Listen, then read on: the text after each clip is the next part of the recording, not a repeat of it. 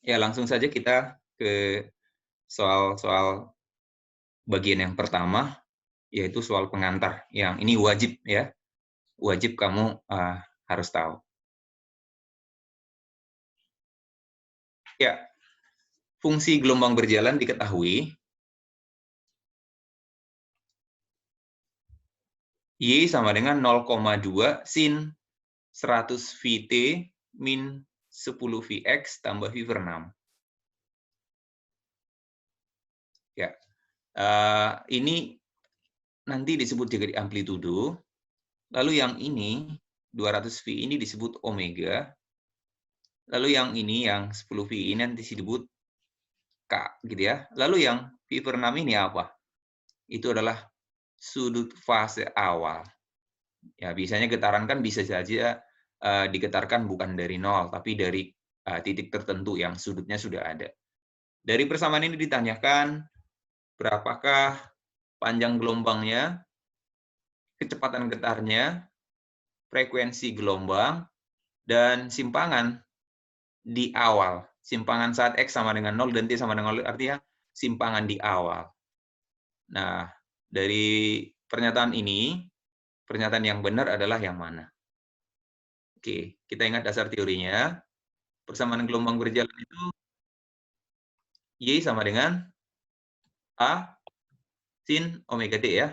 Y sama dengan A sin omega T min Kx tambah theta 0. Biasanya kalau min ditulis sini berarti merambat ke kanan ya. Kalau plus merambat ke kiri. Itu sudah jadi kebiasaan. Sebenarnya itu kurang tepat sebenarnya. Tapi dalam soal-soal sudah jadi seperti itu. Min merambat ke kanan. Sebenarnya kalau min itu berarti titik T-nya itu menjauhi sumber sebenarnya yang paling tepat.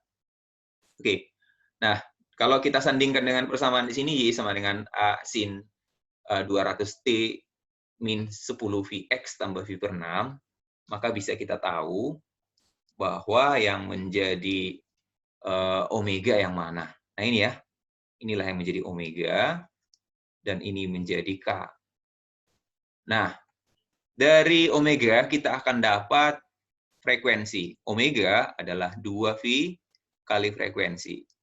Nah, 200 V sama dengan 2V kali frekuensi. Maka frekuensinya adalah 100 Hz. Lalu panjang gelombang didapat dari mana, Nak? Ada yang tahu panjang gelombang didapat dari mana? Dari koil. Ya, benar. Panjang gelombangnya bisa kita dapatkan dari K. K sama dengan 2V per lambda. Maka 10V sama dengan 2V per lambda. Dari sini lambda kita dapatkan berapa, Nak? 0,2. 0,2 ya, 1/5 gitu ya, 0,2 meter. Nah, ada panjang gelombang, ada frekuensi, maka kita bisa dapatkan nilai dari cepat rambat. Nah, cepat rambat itu lambda kali F. Nah, cepat rambat itu berarti kalikan ya, 2 kali 10 berarti ya, 20 meter per detik. Tapi ini hati-hati, ini cepat rambat. Nah, ini cepat rambat, beda dengan kecepatan getar. Cepat rambat itu yang merambatnya ke kanan itu atau ke kiri. Kalau kecepatan getar itu yang naik turun tuh, yang vertikal itu. Ya, jadi kecepatan getarnya, saya tulis ya nih, kecepatan getar itu merupakan naik turunnya itu ya, pergetarannya itu turunan dari simpangan terhadap waktu. Nah, kita turunkan hasilnya. Nah, ini kita turunin, turun ya, berarti turunan sin cos-nya. 200-nya turun ke sana berarti jadi 40 V kosinus 200 VT, begitu ya. Habis itu min 10 Vx tambah V per 6. Jadi kecepatan getar kita belum dapat karena belum tahu waktunya. Kecepatan getar kapan? Karena kecepatan getar itu berubah-ubah. Tapi kalau kecepatan rambat nilainya konstan. Lihat, kecepatan rambat nilainya 20 mprs, tapi kalau kecepatan getar itu sesuai dengan fungsi cos, berbeda-beda. Maka pernyataan yang ini pernyataan yang benar, sementara ini adalah pernyataan yang salah. Tapi kalau kecepatan rambat, itu benar. Frekuensinya benar. Dan nomor 4-nya, simpangan saat X sama dengan 0. Artinya, kita masukkan X-nya 0. Simpangan itu kan I. 0,2. Sin T-nya 0, X-nya 0. Berarti 0 kurang 0 tambah V per 6. V per 6 itu kan 180 per 6. Berarti 0,2 sin 30 ya. Sin 30 itu kan setengah. Berarti 0,1 meter.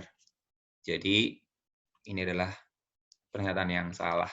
Jadi yang benar adalah 1 dan 3. Bagaimana, Nak? Apakah ada yang mau ditanyakan atau sudah sesuaikah dengan perhitungan kamu?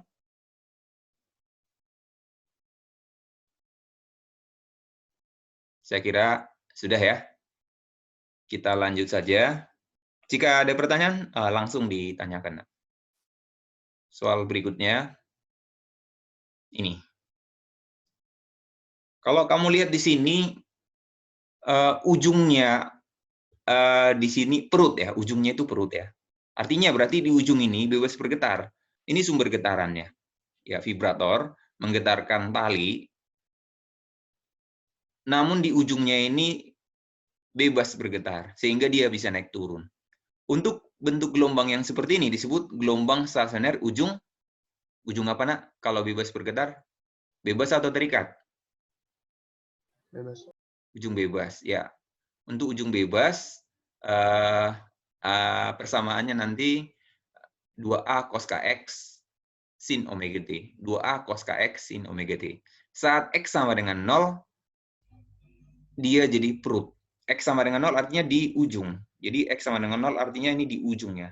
Di sini nih, di X sama dengan 0, dia malah perut. Perut artinya 2 kali amplitudo, jadi paling tingginya ini. Lalu nanti di sini ada simpul, perut, dan selanjutnya. Nah, kamu harus ingat, jarak simpul ke simpul nanti, simpul terdekat ke simpul terdekat, itu kelihatan nih, simpul ke simpul terdekat itu adalah setengah lambda. Dan juga jarak antara perut dengan perut terdekat juga adalah setengah lambda. Jarak antara perut dan simpul terdekat, nah kalau kita lihat perut dan simpul terdekat ini ya. Nah, kalau ini adalah berapa? 1/4 lambda. Nah, ini ketentuannya. Ya, sekalian nanti kalau misalnya diganti soalnya jadi ujung terikat, itu kalau saya sandingkan persamaan ini dengan persamaan ini, perbedaannya hanya di mana ya? Cos jadi sin, sin jadi cos. Jadi kalau ujung bebas, cos kx, kalau dia ujung terikat, sin kx. Nah, ini yang disebut nanti dengan amplitudo stasioner. Nah, amplitudo stasioner. Nah, ini bisa menunjukkan di ujungnya ujung bebas atau ujung terikat. Kira-kira begitu. Nah, sekarang kita masuk ke pembahasannya. Pertanyaannya adalah, jika frekuensinya 50 Hz, panjang gelombangnya berapa? Nah, bisa kelihatan di sini. Di sepanjang L, 28 cm itu ada berapa simpul atau berapa gelombang? Kan bisa kita hitung manual ya. Nah, ini ke sini nih, setengah lambda, setengah lambda, setengah lambda, setengah lambda. 1/2 lambda yang panjang-panjang ini. Sedangkan ini 1/4. Berarti jadi berapa? Kalau dihitung, itu 7/4 lambda, panjangnya adalah 28 cm. Dari sini kita bisa dapatkan lambdanya. Lambda sama dengan, ini sama-sama dibagi 7, habis ya. 4 ya, berarti 16 cm atau 0,16 meter. Oke, itu pernyataan yang benar. Lalu cepat rambatnya, sebetulnya kalau kamu mencari cepat rambat, bisa V sama dengan lambda kali F. Tapi kalau mau cepat bisa juga pakai omega per K. Sama aja itu. Ya, omeganya di sini persamaannya sih belum ada ya. Kalau seandainya ada persamaan omega per K boleh. Nah, di sini lambdanya sudah ada 0,16. Berarti 0,16 dikali frekuensinya ada ya 50. Berarti 5 kali 1,6 berarti 8 ampere S. Ya, pernyataan yang benar juga. Untuk persamaan yang ketiga, karena ini ujung bebas, berarti jadi 2A, AY sebenarnya sama dengan 2A. 2A ya tetap 2A. Dikali cos KX. Cos K itu adalah 2V per lambda. X sin omega itu adalah 2VF kali T. Nah, kalau kita masukkan angka-angkanya 2A kosinus 2V per lambda. 2V dibagi 0,16. Ya, 2V dibagi 0,16 itu adalah 12,5V. Dikali X, ya dimanapun kan persamaan ya. Sin omega T, sin 2VF. F-nya adalah berapa tadi? 50, berarti 100 VT. Nah, ini adalah pernyataan yang benar juga nomor 3. Jarak antar simpul, benar nggak jarak antar simpulnya? X simpul ke simpul. X simpul ke simpul yang terdekat itu adalah setengah lambda. Lambdanya diminta dalam senti, berarti lambdanya 16. 16 dikali setengah. Berarti jarak antar simpul ke simpul itu sama dengan 8 cm. Nah, ini adalah pernyataan yang benar. Berarti pernyataan yang benar adalah 1, 2, 3, dan 4. Benar semua ya? Sepakat ya?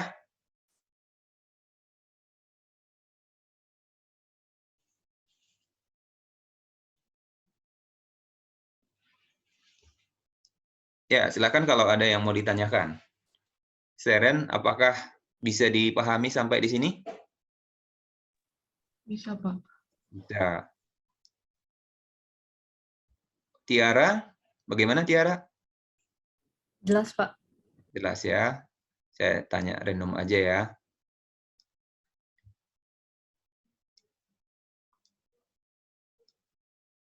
Alfredo? Halo, Alfredo?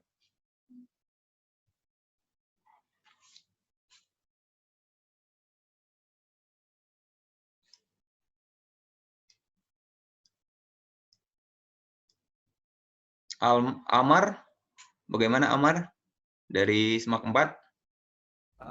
Oke aja, Pak. Oke aja. Oke, kita lanjut nomor berikutnya.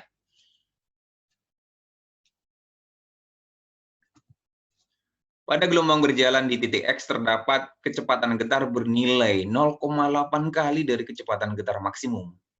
Jika amplitudonya adalah 50 cm atau 0,5 dan panjang gelombangnya adalah 0,4 ya.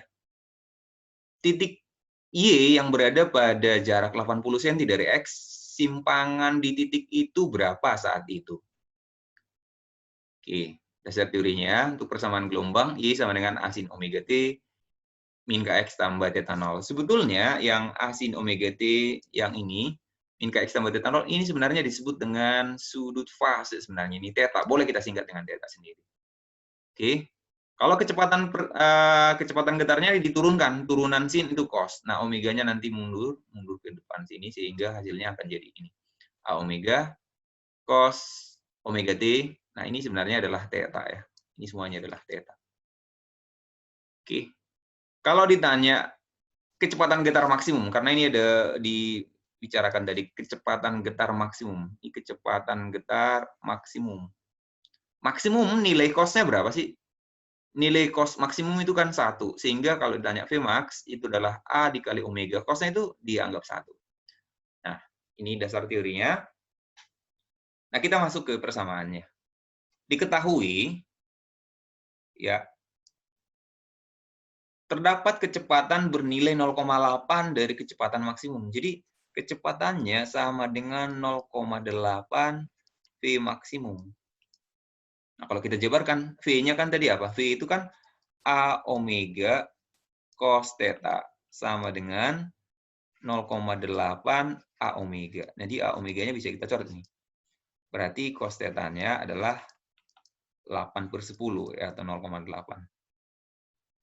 Gitu ya. Lalu kita dapatkan sin theta akan jadi berapa kalau kita gambar segitiga. Cos theta dan sin theta. Kalau cos-nya tahu, berarti sin-nya juga akan tahu kan gitu ya. Ini misalnya theta. Cos-nya adalah 8/10. Berarti Sinnya ini 6/10. 6 ya gitu ya. Ini 6/10. Tujuannya apa? Untuk mencari apa? Karena kita disuruh mencari berapa simpangan di saat itu. Nah, simpangan rumusnya kan tadi apa? A sin theta aja. Ya, yang panjang ini kita katakan theta. Amplitudenya berapa? Adalah 50. Berarti 50 cm kali sin theta yang kita dapatkan ini tadi. Sinnya adalah 6/10.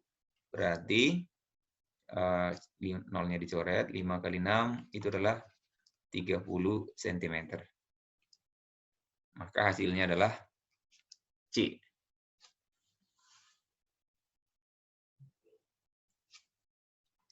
Bagaimana? Adakah yang mau ditanyakan? Jelas ya? Kita lanjut lagi soal berikutnya.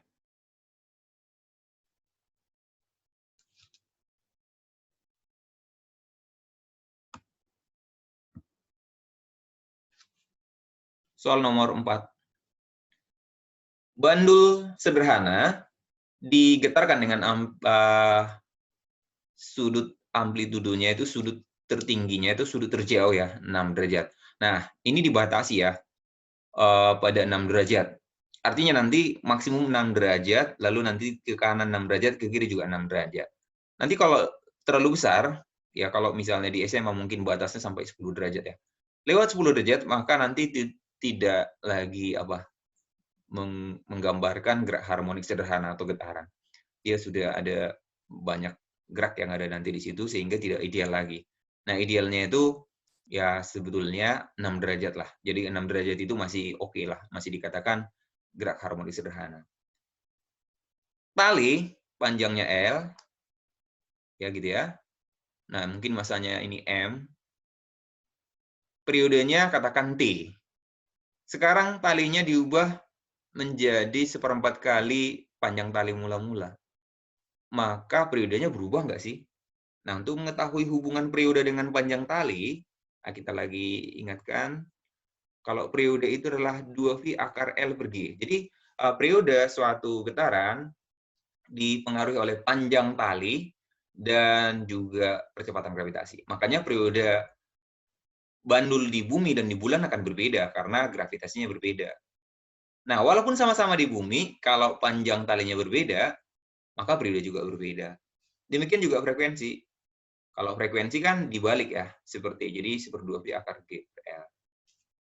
Maka bisa kita dapatkan pakai perbandingan aja ya, pakai perbandingan. Kalau tadi panjangnya L, periodenya T. Kalau panjangnya jadi 1/4 L, periodenya jadi berapa? Ada yang bisa menggambarkan kira-kira seperti apa persamaannya? Enakan pakai perbandingan aja ya.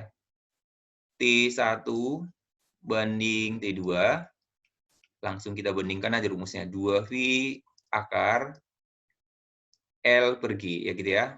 Berarti ini T1 banding T2, berarti nanti L1 per G dibagi dengan 2V dibagi A kali akar L2 per G. Nah, gravitasinya tentu sama, hanya panjang talinya yang diubah. Berarti akar dari, ya gitu ya, akar dari L1 adalah L, L2-nya dibuat jadi 1/4 ya, 1/4 L. Berarti ini jadi 1 dibagi 1/4, berarti akar 4, berarti 2 ya, 2/1. Maka nanti kalau dikali silang, 2T2 sama dengan T1. Maka T2-nya jadi setengah T1. Berarti periodenya menjadi setengah kali mula-mula. Menjadi 0,5 detik. Karena mula-mula kan 1 detik. Sekarang jadi 0,5 detik. D. Sampai di sini, apakah bisa?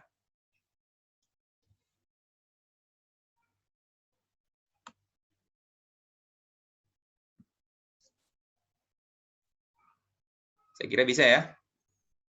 Kita lanjut lagi. Soal nomor 5. Nilai suatu taraf intensitas bunyi dari N buah trompet adalah 70 desibel. Bila ditambahkan 90 trompet, taraf intensitasnya akan menjadi 80 desibel. Maka nilai N mula-mula itu berapa gitu. Jadi mula-mula sejumlah N, taraf intensitasnya 70 desibel. Lalu sekarang ditambah 90 lagi. Berarti sekarang jumlah trompetnya jadi 90 tambah N. Taraf intensitasnya jadi 80 desibel. Maka nilai N mula-mula berapa? Nah, untuk menjawab ini, kita buatkan dasar teorinya. Taraf intensitas itu rumusnya adalah 10 kali logaritma I per I0. Ya, ini untuk satu buah. Ya, intensitas dibagi dengan intensitas ambang. Intensitas ambang ini itu tetap nilainya sebesar 10 pangkat min 12 watt per meter pangkat 2. Lalu kalau misalnya taraf intensitas untuk dua jarak berbeda, contoh ada satu sumber, kamu misalnya di pengamat 1 pada jarak R1, temanmu di jarak yang lebih jauh, tentu taraf intensitas yang didengarkan oleh pendengar 2 yang lebih jauh pasti lebih kecil daripada di pendengar 1, karena lebih jauh. Jadi semakin jauh, bunyi yang didengarkan semakin pelan. Makin dekat, makin kuat. Dengan perbandingan seperti ini. Taraf intensitas yang didengarkan oleh pengamat yang jauh di titik 2, itu sama dengan taraf intensitas yang didengarkan oleh pengamat di titik 1, dikurang 20 log R2 per R1. Sebenarnya ini kurang 10 log R2 per R1 kuadrat. Ini kuadratnya kita mundurkan ke sini. Nah, kira begitu gitu ya. Nah, lalu bagaimana kalau jumlahnya berbeda? Untuk TI sejumlah sumber yang identik, contoh tadi mula-mula satu buah. Kalau 10 bagaimana? Kalau 100 bagaimana? Kalau 1000 bagaimana? 2000 bagaimana? Tentu intensitas yang didengarkan atau taraf intensitasnya makin kuat atau makin bising, kayak gitu ya. Kalau 1 dengan 2 dengan 3 pasti lebih bising semakin banyak, kayak gitu ya. Persamaannya bagaimana? TI untuk jumlah yang semakin banyak sama dengan TI untuk jumlah mula-mula ditambah dengan 10 dikali logaritma N2 per N1. N di sini adalah jumlah akhir dengan jumlah awal dibandingkan. Seperti itu ya. Nah, maka bisa kita jawab, ini sudah ada persamaannya, tinggal kamu ambil pulpennya, ambil kertas, tinggal masukin nih. Ya, mula-mula jumlahnya adalah N. TI-nya 70. Sekarang ditambah 90, maka TI-nya jadi 80. Maka N-nya berapa? Berarti untuk rumus yang mana kita pakai? Yang pertama kah, atau yang kedua, atau yang ketiga? Tentu yang ketiga ya, tentang jumlah. Nah, kita hitung sama-sama. TI untuk sejumlah N2-nya, nah, N2-nya jadi berapa nih? N2-nya jadi N tambah 90. Sedangkan N1 mula-mula adalah N gitu ya. Nah, kita masukkan ke persamaannya. TIN2 jadi 80. Tadi awalnya 70. Setelah terjadi penambahan jadi 80 ya. Tambah 10 logaritma N2 itu adalah N tambah 90 dibagi N1 itu N. Nah, kamu disuruh mencari nilai N-nya. Nah, pindah ruas saja. 80 kurang 70. 10 sama dengan 10 kali logaritma N tambah 90 dibagi N. Nah, 10 sama-sama bagi 10, 1 ya. 1 itu logaritma berapa tuh? 1. Logaritma 10 ya. 1 itu kan logaritma 10 sama dengan logaritma N tambah 90 dibagi dengan N. Nah, logaritmanya udah persamaan logaritma dicoret ya. Tinggal kali silang nih. 10N sama dengan 10N sama dengan N tambah 90. Nah, pindah ruas. 9N sama dengan 90. Maka N-nya adalah 10 buah. Jadi, mula-mula adalah 10 buah. Jawabannya adalah B.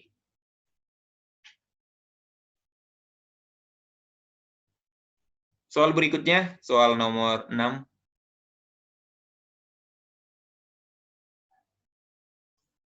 Frekuensi nada-nada pada dawai pipa organa terbuka dan tertutup. Apa sih persamaannya? Untuk dawai, frekuensi nada atas ke N-nya itu adalah N plus 1 kali V per 2L, di mana N adalah ordenya. Nada atas kedua berarti N sama dengan 2. Nada dasar, N sama dengan 0. Nada atas pertama, N sama dengan 1. Jadi dimulainya dari 0. Nada dasar tuh N sama dengan 0 ya. Nada atas pertama, N sama dengan 1. V adalah cepat rambat di dawainya. Dan L adalah panjang dawai. Bagaimana untuk pipa organan terbuka? Nah, rumusnya ini. Sama persis dengan dawai. Yang berbeda nanti untuk tertutup. Untuk tertutup, 2N tambah 1 kali V per 4L. Di mana N merupakan ordenya. Ya. Nada dasar, N sama dengan 0. Nada atas pertama, N sama dengan 1. Nada atas kedua, N sama dengan 2. Dan seterusnya. Gitu ya. Nah, sekarang kita masuk ke pembahasannya. Frekuensi nada atas ke N dari suatu dawai adalah 240. Jadi kita nggak tahu nih, yang 240 itu frekuensi nada atas keberapa ini. Sedangkan frekuensi nada atas ke N tambah 2 itu adalah 400. Jadi contoh ini ya. Kalau misalnya ini adalah nada atas kedua, maka ini nada atas keempat. Kalau ini nada atas pertama, ini nada atas ketiga. Kalau ini nada atas kelima, maka ini nada atas ketujuh. Nah, masalahnya kita nggak tahu nada atas keberapa itu. Tapi kan bisa kita bandingkan. 240 kalau kita bandingkan dengan 400, ini perbandingannya berapa sih? Ini nolnya dulu kita coret, lalu sama-sama dibagi dengan 4. 6 ya nih. 6 bagi 10. Atau dikecilkan lagi. 3:5. Jadi perbandingannya adalah 3:5. Berarti yang 240 ini nada atas keberapa, dan yang 40 nada atas keberapa. Nah, kita cari tahu bagaimana caranya. Nah, perbandingan nada-nadanya untuk dawai bisa kita lihat di sini. Kan N plus 1 kali V per 2L. Jadi untuk nada dasar, N sama dengan 0, itu udah 1.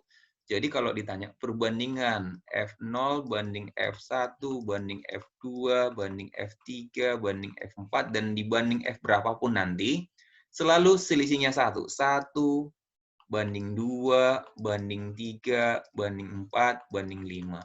Nah, berarti yang 3:5 itu berarti F2 banding F4. 3:5 itu adalah F2 banding F4. Berarti bisa kita simpulkan. Berarti yang ini, yang 240 ini adalah F berapa? Perbandingan 3:5. Berarti ini adalah F2. Jadi frekuensi nada atas kedua. Nah, sekarang ditanyakan frekuensi nada dasar. Nah, kita dapatkan nih. F dasar dibanding dengan F2 akan sama dengan berapa? 1:3. Sehingga F nada dasar akan kita dapatkan 1/3 dikali F2. F2-nya tadi berapa? 240. Maka kita dapatkan 240 bagi 3, 80 Hz. Jawabannya adalah D. Jadi nanti kalau kamu nggak tahu frekuensi nada atas keberapa yang diketahui, tapi ada nada atas berikutnya, maka tinggal kamu bandingkan aja berbanding berapa, nanti akan ketemu frekuensi nada atas keberapa dia.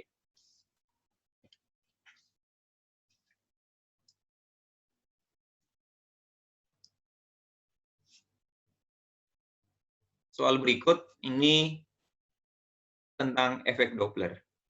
Ada ambulans dengan frekuensi 2100 Hz bergerak menuju pengamat yang sedang diam. Maka nanti frekuensi yang didengarkan oleh pengamat bukan lagi 2100 Hz, melainkan berbeda. Tergantung apakah mendekat atau menjauh. Ya.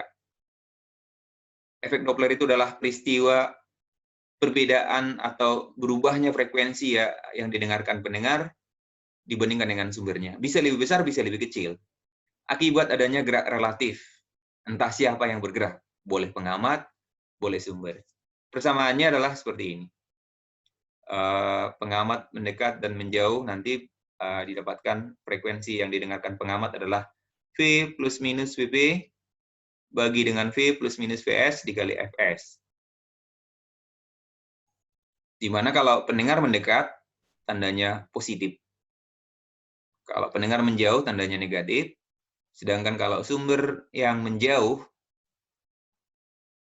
ini kebalik ya. Sedangkan kalau sumber yang menjauh, sumber menjauh itu malah positif nanti ya. Sumber menjauh itu adalah positif. Ini kebalik ya. Kalau sumber menjauh positif, sedangkan kalau sumber mendekat itu nilainya negatif.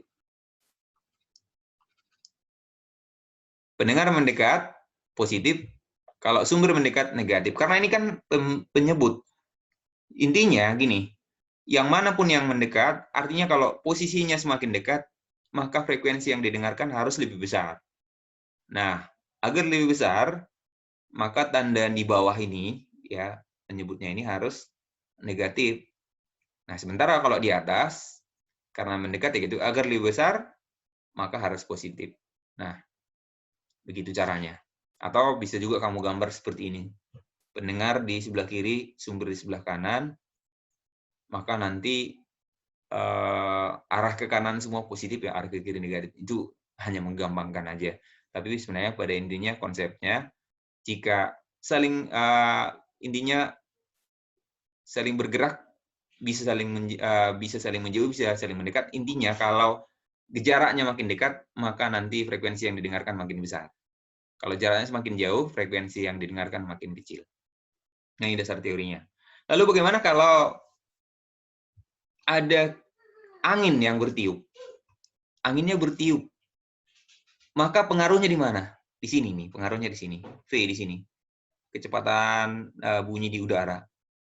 Apakah anginnya itu mempercepat bunyinya sampai kepada pendengar atau malah menghambat? Nah, dilihat dari arah bunyinya nanti. Kalau arah bunyi ke pendengar, maka nanti kecepatannya ini bertambah.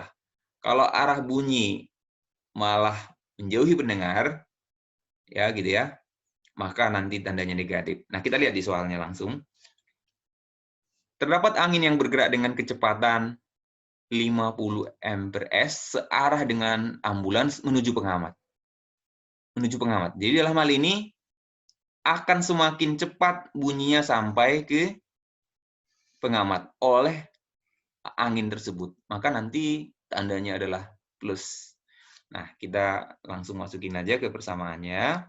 Frekuensi yang akan didengarkan oleh pengamat akan sama dengan V, itu 340 kecepatan bunyi di udara, tapi karena ada angin, tinggal tambahkan aja. Kenapa tambah tadi? Karena mempercepat, anginnya malah menuju pengamat. Jadi ditambah dengan 50, dibagi dengan, nah ini masih V-nya tuh, 340, tambah 50. Lalu di sini, pengamatnya diam atau enggak? Menuju pengamat yang sedang diam, berarti di sini 0 ya. Lalu sumbernya, ambulansnya bergerak menuju pengamat. Nah, kalau sumber menuju pengamat itu tandanya negatif. Negatif, kecepatan 40. Lalu dikalikan aja dengan frekuensi sumbernya. Frekuensi sumbernya tadi dikeluarkan 2100. Maka kita bisa dapatkan 390 dibagi dengan 350, gitu ya. 350 dikali dengan 210. Maka hasilnya berapa itu? Kalau dikalikan 2340. 2340. Ya, 2340 Hz. Benar? 2340 D ya. Nah, di sini kata kuncinya kamu harus selalu ingat kalau sumber yang mendekat itu negatif ya. Tapi kalau pengamat yang mendekat positif. Lalu apalagi? Kalau angin, anginnya itu mempercepat bunyi sampai ke pendengar, maka nanti dia akan mempengaruhi nilai V yang makin besar. Kalau malah menghambat atau memperlambat bunyi sampai, ya artinya dia menjauhi pengamatnya, maka nanti dia jadi negatif. Nah, atas dan bawah itu sama, ya atas dan bawah sama karena sama-sama kecepatan bunyi. Ya, untuk nomor 8 ini tadi sudah ada dasar teorinya. Pipa organa terbuka dan tertutup. Kalau pipa organa terbuka, frekuensinya N tambah 1 V per 2L, sama dengan dawai. Sementara untuk pipa organ tertutup, 2N tambah 1 kali V per 4L. Lalu di sini ada kata beresonansi. Nah, untuk kata beresonansi, itu artinya frekuensinya sama. Dua benda beresonansi, maka frekuensinya harus sama. Kalau berbeda tidak mungkin terjadi resonansi. Resonansi kalau di SMP kan disebut peristiwa ikut bergetarnya satu benda akibat getaran benda lain. Pipa organa terbuka beresonansi dengan pipa organa tertutup pada nada atas pertama. Artinya frekuensi nada atas pertama pipa organa terbuka sama dengan frekuensi nada atas pertama pipa organa tertutup. Nah, sama-sama pada nada atas pertama ya. Nah, untuk nada atas pertama berarti N-nya itu 1. Berarti untuk nada pipa organa terbuka, N-nya 1, 1 tambah 1, jadi 2 ya. 2V per 2L, berarti 2V per 2L. L-nya di sini L terbuka ya tadi ya. Sama dengan 2N tambah 1. 2 kali 1, 2, tambah 1, 3. Berarti di sini 3V per 4L. Tapi untuk L ini adalah L yang tertutup. Nah, ini V-nya habis ya, lalu 2-nya juga habis di sini. Kali silangnya dia. 3 panjang terbuka sama dengan 4 panjang tertutup. Maka perbandingannya berapa, Nak? Terbuka banding tertutup.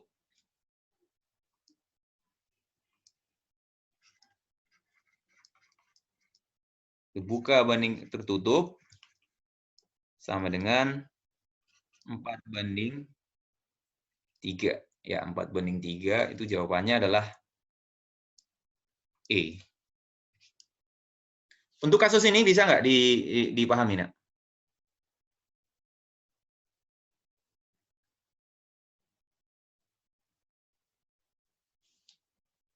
Halo, apakah bisa untuk kasus soal seperti ini? Aldo, bisa? Bagaimana, Aldo? Bisa, Pak. Bisa. Kita lanjut nomor 9. Sifat bayangan dari benda nyata dibentuk oleh cermin cembung. Nah, cermin cembung itu identik dengan cermin negatif ya. Ya, cermin negatif identik dengan bayangan maya. Maya identik dengan tegak. Nah, untuk cermin cembung itu diperkecil. Tapi untuk lebih jelasnya, coba perhatikan berikut. Ini misalnya suatu cermin. Cermin ini adalah disebut cermin cembung, ya, karena permukaannya cembung. Bagian kanan itu adalah bagian belakang, bagian depan adalah bagian kanan itu ya belakang, bagian kiri itu adalah depan yang permukaan mulus.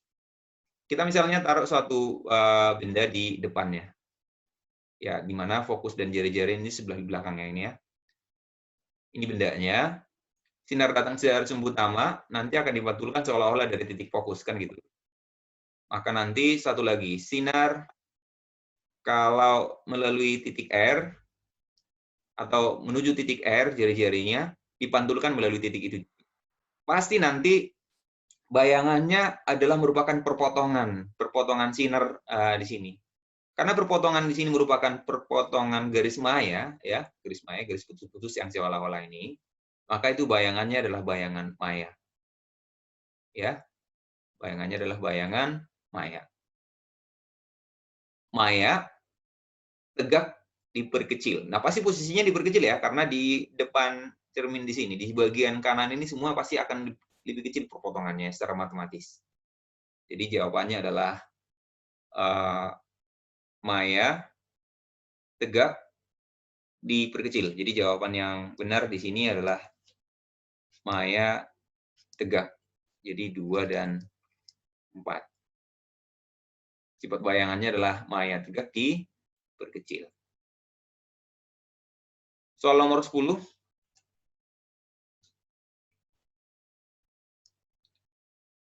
Perhatikan gambar. Di sini terjadi 2 kali pembiasan. Pembiasan pertama di bagian vertikal ini antara udara dan kaca. Jadi sinar datang dari udara menuju ke kaca. Lalu sekarang sinar sudah di dalam kaca.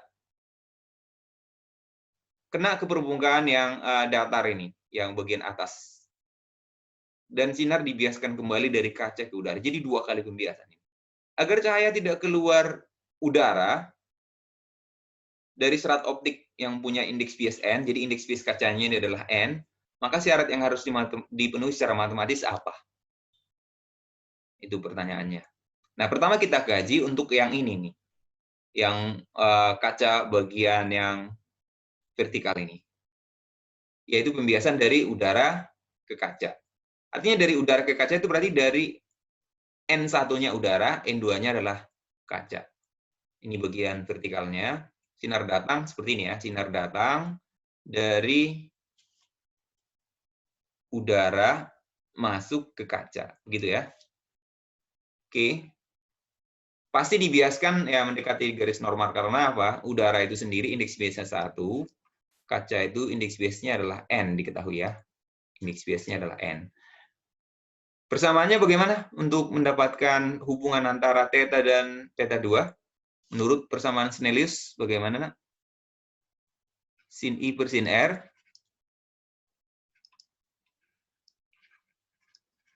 adalah N2 per N1. Nah, dalam hal ini N2 itu tujuan sinar. Tujuannya kemana? Tujuannya adalah ke kaca. Ini kaca, padahal ini adalah udara. Jadi kalau kita tulis sin sudut datangnya adalah sin theta, per sudut biasnya adalah sin theta 2, sama dengan N2-nya adalah N, N1-nya adalah 1. Kalau begitu sin theta sama dengan N dikali sin theta 2. Nah, ini jawabannya nanti. Tapi pilihannya kan nggak ada seperti ini. Nah, kita lihat lagi pembiasan yang berikutnya. Terjadi pembiasan di permukaan yang atas ini lagi. Nah, ini kaca bagian atas. Di sini terjadi pembiasan antara kaca dan udara dengan sudut bias sebesar 90 derajat. Jadi benar-benar tidak dibiaskan ke udara, tapi sinarnya hanya di dalam kaca ini, pas di permukaan. Jadi sudut biasnya 90 derajat. Sudut datangnya berapa? Nah, sudut datang kan selalu dihitung dari garis normal. Nah, ini sudut datangnya ini. Nah, ini sudut datangnya misalnya alfa. Alfanya berapa? Sebetulnya bisa kita hitung. Kalau ini theta 2, maka yang ini theta 2, ini theta 2. Ya. Berarti alfa itu adalah 90 kurang theta 2. Ya kan? Benar ya? Alfa itu adalah 90 kurang theta 2. Nah, kita lihat pembiasan antara kaca dan udara lagi. Persamaannya jadi sin I per sin R sama dengan N2 per N1. Sin sudut datangnya berarti sin alfa per sinus sudut biasnya adalah sin 90. Ya. Datangnya dari sini ya, dari kaca ini sekarang, lalu mau ke udara. Tapi dia tidak jadi dibiaskan benar-benar, tapi 90 derajat. Sama dengan N2 itu tujuannya sekarang dari kaca menuju udara, berarti 1 dibagi dengan N1. N1-nya itu dari kaca, berarti N. Nah, sin alfa, dalam hal ini sin alfa sama dengan 1 per N. Nah, sin alfa hubungannya dengan theta 2 apa? Sin alfa ini kan sama dengan sin 90 kurang theta 2, benar ya? Sin alfa itu adalah sin, karena alfa itu besarnya adalah 90 kurang theta 2. Nah, jelas ini bisa kamu perhatikan dari segitiganya. Ya, theta 2, alfa tegak lurus. Ya. Maka, sin alfa itu sama dengan sin 90 kurang theta 2. Itu sama aja dengan kosinus theta 2. Ya kan? Sin alfa itu adalah sin 90 kurang theta. Sin 90 kurang theta itu adalah cos theta. Itu adalah 1 per N. 1 per N, ya. Nah, kan kamu mau mencari tetanya berapa? Nah, bisa dari sini nih. Maka sin theta sama dengan N dikali sin theta 2 yang belum tahu. Nah, untuk mencari sin theta 2-nya, kita bisa dapatkan dari cos theta 2-nya. Ini sebut segitiga. Ini adalah theta 2. Atau bisa kamu lihat di atas ini ya. Cos-nya 1/n. Cos itu kan samping per miring. Berarti ini jadi akar dari apa? Akar dari N kuadrat kurang 1. Gitu ya. N kuadrat kurang 1. Karena apa? Ini sisi miring. N kuadrat kurang 1. Maka, sin-nya ini bisa kita dapatkan. Sin theta 2 adalah akar dari N kuadrat kurang 1. N dikali akar dari N kuadrat kurang 1 dibagi dengan apa? Nah, ini dibagi dengan N. Nah, N-nya dicoret, lalu sama dengan akar dari N kuadrat kurang 1. Itu sin theta, maka theta sama dengan arccosin atau sin pangkat min 1 dari akar dari N kuadrat min 1. Nah, inilah hasilnya. Jadi hasilnya adalah sin pangkat min 1 N kuadrat kurang 1. Ini B jawabannya. Bagaimana? Adakah yang mau ditanyakan dari soal nomor 10?